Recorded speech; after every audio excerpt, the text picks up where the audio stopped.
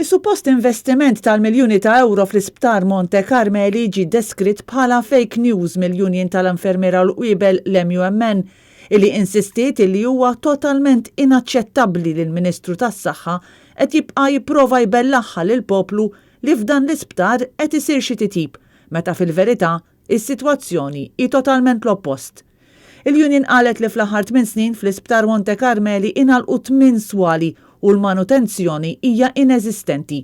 Għalhekk l-MUMN ridet taċċerta lill-midja u lill-pubbliku in ġenerali li mhu qed isir l-ebda investiment f'dan l-isptar għajr għaċċaqliq ta' pazjenti lejn djar tal-kura tal-anzjani li mhumiex speċjalizzati fil-kura tas-saħħa mentali.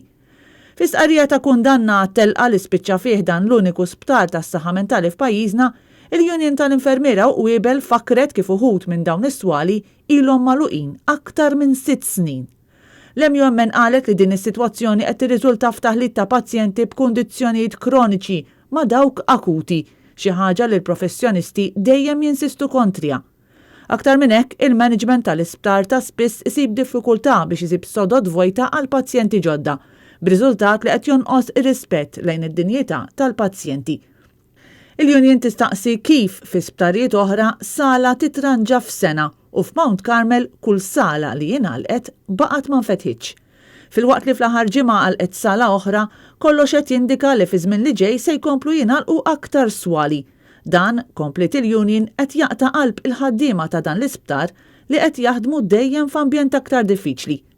L-istqarrija ttajt li kemm il-ħaddiema ta' Monte Carmeli kif ukoll il-pazjenti li qed jingħataw il-kura fih qed isibu ruhom fi sptar li l-Ministeru tas-Saħħa għażel li jabbanduna.